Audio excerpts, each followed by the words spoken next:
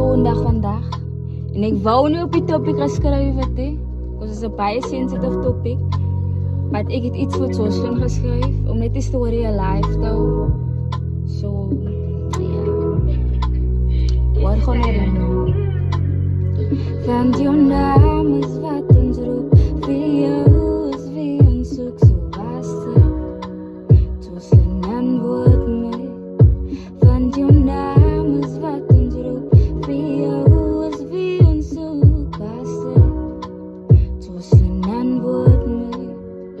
Kyk jy, van die stories wat gespin word, die tyd druk al om in. Die komme net gevumble, but die stories maak die sin. Die stories word gechange, hulle hou ons in 'n lyn, like my hulle weet waar net te weet, hy kan dan nou verdwyn. Ironies so hulle almal kan cope met die pyn. Hulle dink seker ons is toe en ons val vir die game. Wat wie's ek to blame? Ek maak dit 'n change in die hoop dat ons vir Jocelyn nou kan kry wat om te dink. Dat alles het gebeur net so vinnig. En niemand weet nou niks, but die ys raak al hoe dunner. Die waarheid gaan uitkom, alles het dese vriende onskuldige kind die goed te eet jou van binne. Die wêreld is snacks van ons en us en trust is laag. Ons kyk nou waar die kind nou is.